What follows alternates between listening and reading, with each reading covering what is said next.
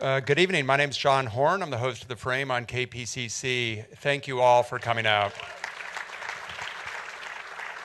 On behalf of the Academy of Motion Picture Arts and Sciences and Kpcc, I want to welcome you to this special in-person screening of Pan's Labyrinth. And this evening is made possible through the generosity of the California Arts Council. We have an amazing panel of filmmakers. I want to bring them up.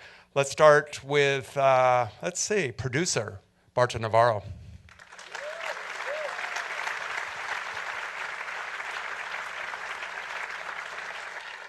Oscar-winning cinematographer Guillermo Navarro.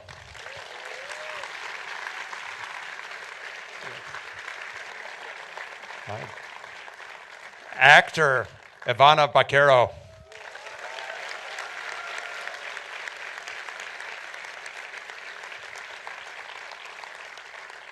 Actor Doug Jones.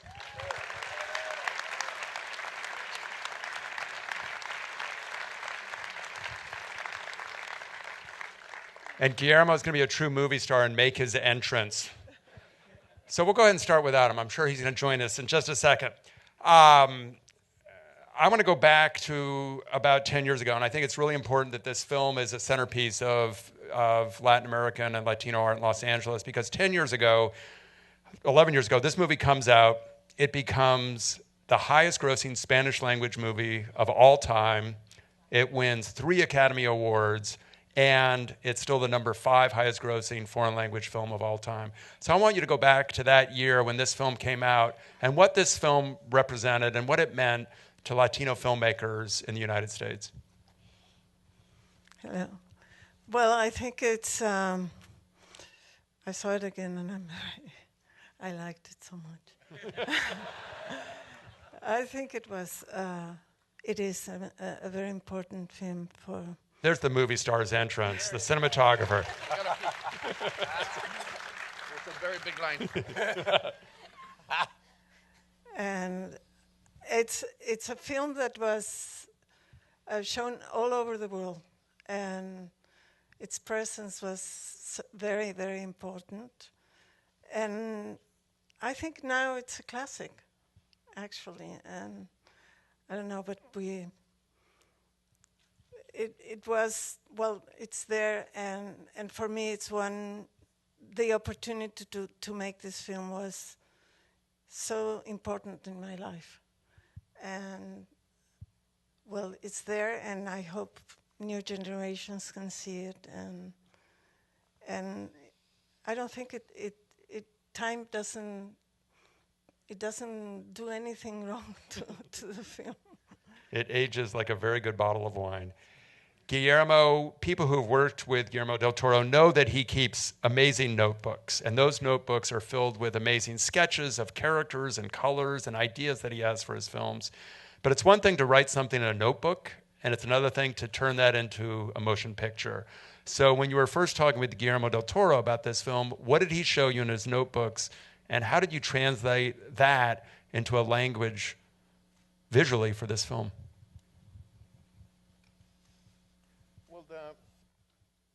The notebook is really like an opening to a portal, and it's really conceptual. It's nothing to do with storyboarding or anything like that. It's they're images that somehow we know they're going to be part of that universe, and that's also the spaces and symbols and all this. It's really like material, like the clay that you have to work with, and.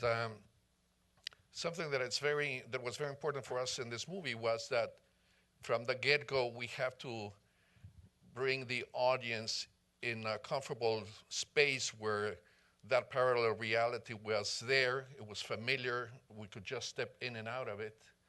And for that we had to build a language, a visual language where the girl Ophelia, the grown-up here, could easily walk in and out of that parallel reality. So we were able to build bridges that for that we had to take the risks of going and doing things that were artificial in a way, but that allowed all this craziness to belong. No? So, for instance, we had things like in the camera truck, there was a piece of trunk, which was a tree, that we were able to go and sweep by it, and then we would be in one place or the other, or the ability to have a color palette that would make no sense because the world outside is cold and the world inside is warm, and the world of the fighters is warm, and of the women it's warm, and the military world is cold, etc., etc. There were many things to be catching up with. So it does start with that conceptual world, but then it's the ingredients to build with it. Ivana, when Guillermo was casting this film, he was looking for a younger girl, maybe age 8 or 9, and you came in much, much older at the age of 10, I think, for your audition, and you did the film when you were 11. Do you remember back to that first meeting with Guillermo? Because I think he looked at almost 1,000 actors before he cast this part. Yeah, I mean, first of all, like as we were discussing with Berta before, the movie to some extent I think changed everyone's life in one way or another. And this movie, it obviously changed my life so much. It opened so many doors. But yeah, I remember that first time. I had actually started acting when I was 8. So right before Pan's Labyrinth, when I was about 11 years old, I got a manager for the first time ever. And he was the one who brought me the audition for Pan's Labyrinth. And I remember going in, and I had these sides, but then Guillermo looked at me and he said, "Oh, but it's this other scene that we need you to do, so can you just quickly memorize it and perform?" So there I was, like about 10 years old, and I did it, and he really enjoyed it, and then I got a call back, and I went in again, and that was a pretty emotional scene. In fact, it was the scene where I'm talking to the mom's belly towards the end of the movie, and I'm telling my brother that, you know, things are hard in the real world, so he really enjoyed the scene. I remember his wife was there too, and she was bawling her eyes out. And that day is the day where he actually came to me, and he offered me the role with his script in hand. And I was like 11 years old, but it was, you know, it was the beginning of truly a very magical journey. So the lesson is, if you can make the director's wife cry during an audition, Get the you're role. probably in pretty good shape. Doug, how many films have you made with how many films had you made with Guillermo at that point when you did this film? Before this, I had done Mimic and the first Hellboy movie, also with Guillermo Navarro here, who our cinematographer. So Pan's Labyrinth is number 3 for me. But now I sit here today with a total of 6 movies with him under my belt, including the recent Shape of Water. I know, Yes. I know. So excited. You'll see Doug in all of his amphibian beauty in Shape of Water in a couple of weeks. When he talks to you about playing the Fawn and Pale Man, does he have a design for you? And what does that design mean in terms of what it means physically, in terms of your transformation, of how much time it's actually going to take you to get into this getup? Right. He never tells me how much long it's going to take. I just have to find out on the day. The Fawn took me about 5 hours to get into makeup, and the Pale Man was about 6 hours a day. And those, the makeup artists, the Oscar-winning makeup artists, DDT Efectos Especiales, David Marti and Montse Ribe, there's the dearest people and so incredibly talented, making these creatures come to be on me. But transforming a human, a tall, skinny, goofy human, into a fawn or a man with no eyes in his hands, it takes finding it in here and then going through the makeup process and the tests and all, so much to discover. What he said to me about the Fawn specifically, he only gave me a couple of notes. We have a shorthand now, Del Toro and I. He'll say a couple things, I'll go, got it. He said with the Fawn, he said, Dougie, I want you to, I want you to study the back end of barn animals. Like cows, goats, you know, how do their hooves meet the ground, and they shake flies off. So I'll work it in. I got it. So if you saw me kind of do that a couple times, that was from that note. The other note that he gave me was that the Fawn would be aging backwards. If you happen to notice, every time you see prettier and prettier. Gets prettier and more auburn colored, and his horns grow back and his eyes clear up as the movie progresses, because little Ophelia starts believing in me again and in our world, and that strengthens the whole underworld. Yeah. Isn't it? It's so weird to see you grown up. I know. Oh my, this is wonderful. It's weird to see me grown up after watching the movie. I love it. I love it. One of the sad twists of the story is that you were in makeup for 5 or 6 hours while you're learning Spanish, right? Well, there's the other part of that story. Okay. I, Or trying to learn Spanish? well, no, when offered this part, I read the script in English, wiped a tear away, closed the last page, and said, "I have to be. Of course, yes, thank you." And then I saw the email that said it's going to be in the Spanish language. I don't speak Spanish, and I told him, "I'm going to ruin your movie, and you really have made a horrible mistake." Now, what actor would say that, by the way? What he said to me was, "No, you're the only one who can play the fawn. You can count to 10 for all I care. I'll dub over it later, but you're playing the fawn." So I couldn't leave him with counting to 10, and I couldn't leave you with counting to 10 in front. We played those scenes, so I did actually buckle down and learn the language of the film. I don't know Spanish on the street, but I did know the language of this film. I I had my English and Spanish translations, and knew what was happening all along. So that was the hardest thing I've ever done in my life. Wow. Guillermo, there is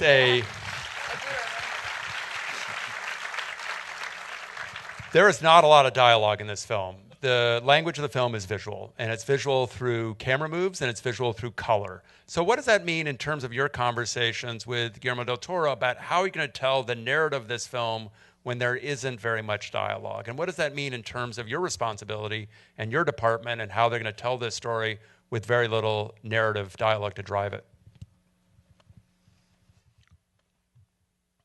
Well, it's all about film language. So it's the story told with images, and that it's a camera that is looking, that is searching, and is finding, and there are entire scenes that are just images. One of the icon scenes is the Pale Man, and it's one shot after the other, and finding that language is not something that you just execute. There's a whole process of every movie that we've done together has a language that serves the purpose of that movie. It's not that we have a recipe hitting or in our backpack we have the solution. So it is a very complex and nice process where there's also a very important, let's say it's not a rule, but it's like a statement we want to make that we don't do coverage. There's not such thing as the over and the close-up and the close-up and then the reverse and the master, none of that.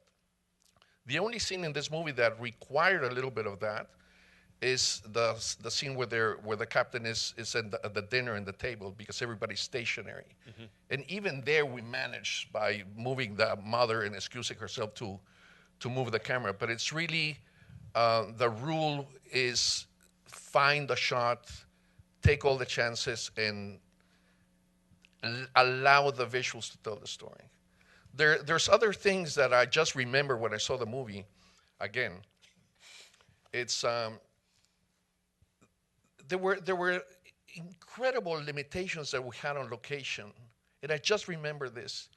For instance, we have we couldn't afford to do all the night for nights. We have a lot of woods and big spaces, etc. So I would say that a very strong percentage of the nights are day for nights. So you just shoot with lower... I'm not going to tell you how. Okay. No secrets shared here at the Academy. Okay. I can tell you what. You won't get it. But so anyway, you're shooting day for night?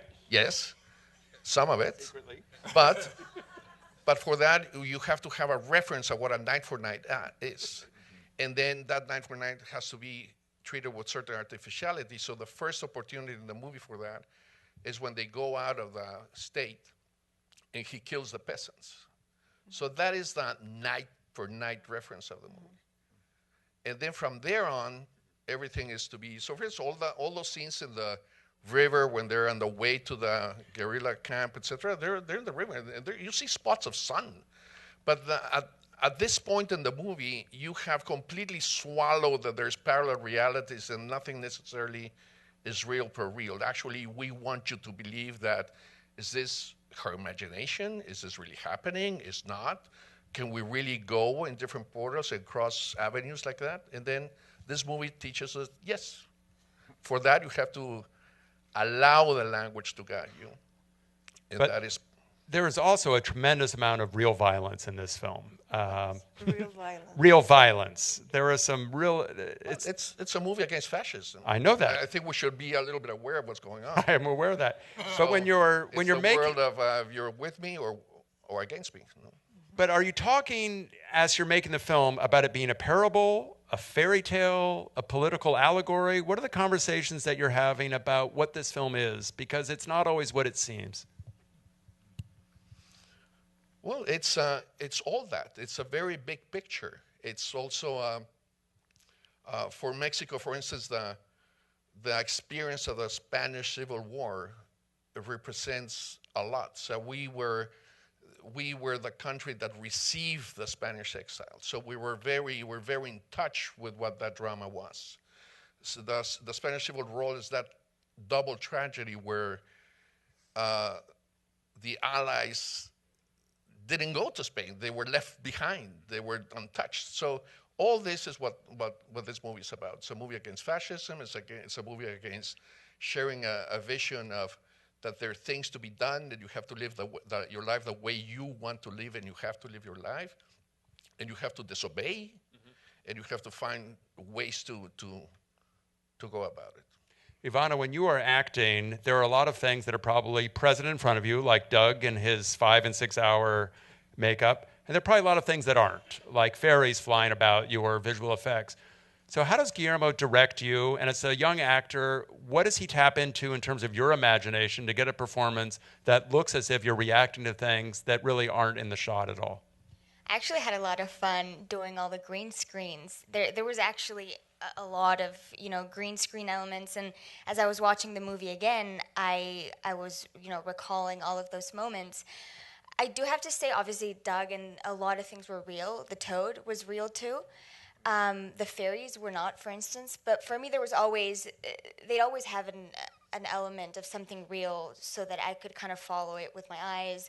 So in that regard, it wasn't that challenging. And I remember, when I had the grape and the fairies were pulling the grape, Guillermo came to me and he taught me exactly how he wanted me to do that. So I had really specific references. Guillermo was always there, giving me very, very specific and meticulous directions, and I think he did that with everyone, like even just how to walk, how to breathe, all of those things. So props to him essentially for all of those things.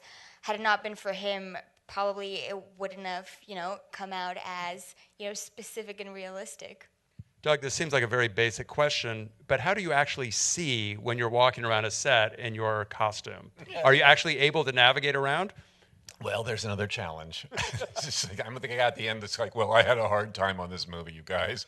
But the fawn eyes were set pretty wide, and so I was looking through the tear duct area. So that was a little tiny triangle here and here. Zero periphery to see. So I was just looking straight ahead, so I could there she is. So, right.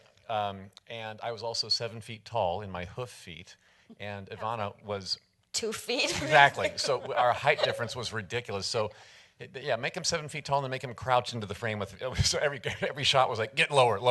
Got it. Okay, got it. So. Who needs the gym? right, exactly. So that was a toughie, and then the pale man, of course, was another issue. The eyeballs in the hands didn't really work. So. Spoiler. I know. Sorry to ruin that one for you. And Santa Claus isn't real. Come on. So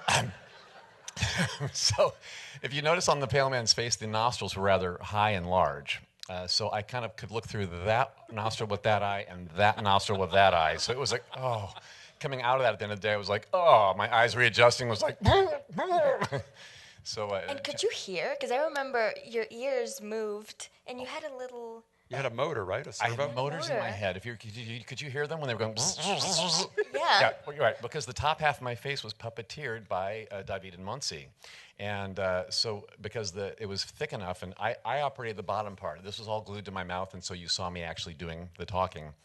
But the eyes and the eyebrows and the squinting and all that was puppeteered. The ears flapping, puppeteered.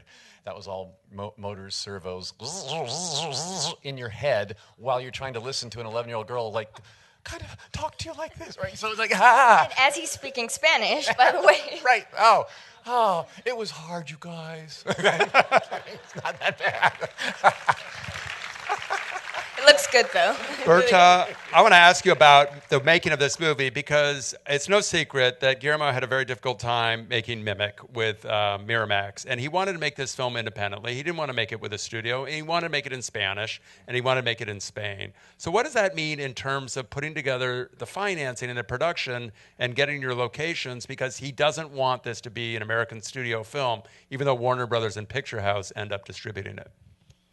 Well, I think that the story was really in Spanish, and also I think that we did these 3 films, and we did Espinazo del Diablo, Devil's Backbone before, so Right. we did have.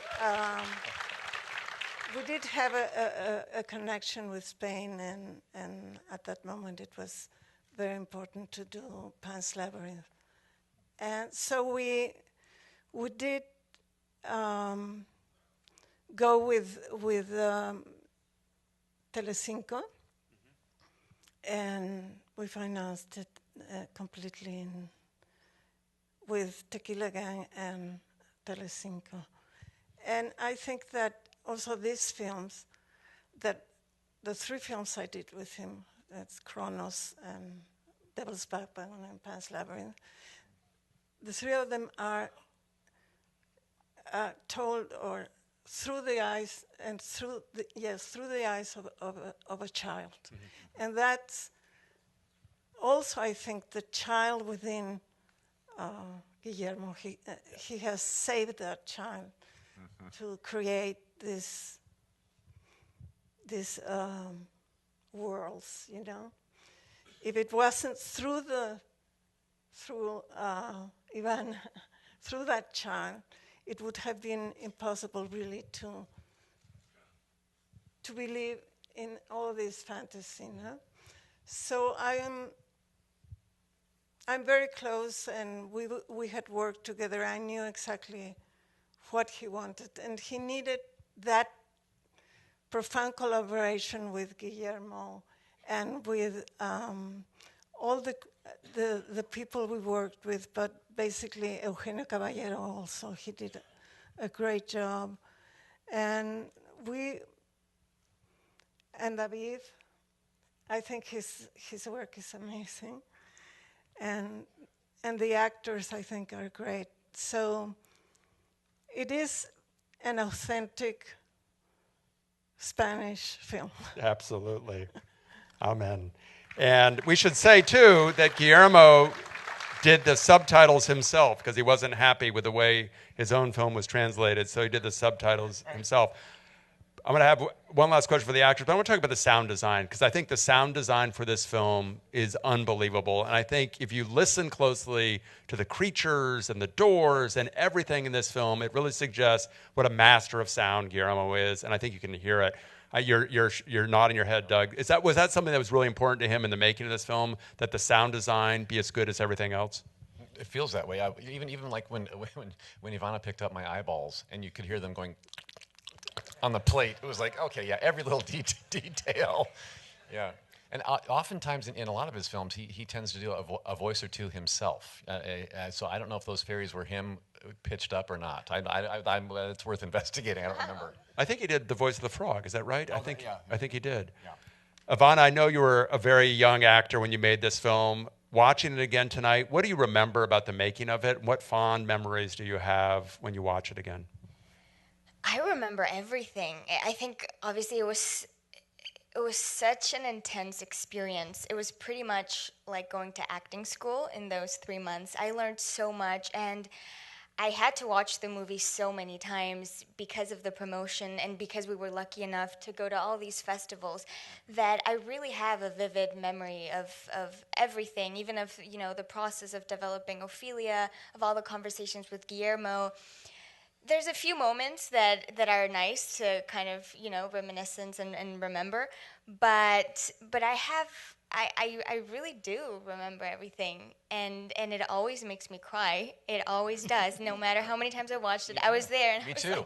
Like, Like yes. tonight, I know. But usually, you know, when we do a Q&A of Pan's Labyrinth, it's usually before the film.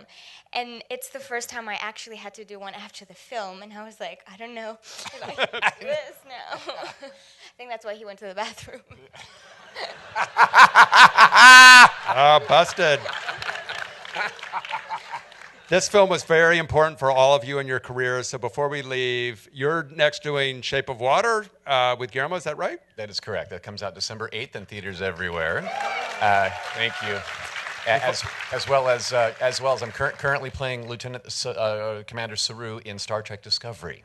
And Ivana, what about you? I'm currently shooting a show called The Shannara Chronicles, Yes. and the second season is airing on Spike TV at the moment. Guillermo, what's next for you? I've continued shooting movies. I started directing some television. I just finished directing my first feature, and that I shot too. And now I'm going to go to London for 7 months to shoot Dr. Dolittle. Oh, my goodness. And Berta, outside of making sure your brother doesn't get into too much trouble, what are you up to? Well, I keep on working. I just finished shooting a film in Sonora's desert. I'm a little crazy at my age, but I was there. So I still hope to do more films and well, but the opportunity to do these 3 films with Guillermo del Toro and with Guillermo Navarro, my brother, was amazing. And I'll keep it there in my heart forever. I want to thank the 700 people who came out tonight to watch this movie. And I want to thank the people who made it. Doug, Ivana, Guillermo, Berta. Thank you for bringing us your film. Thank you. Have a good night. Thank you.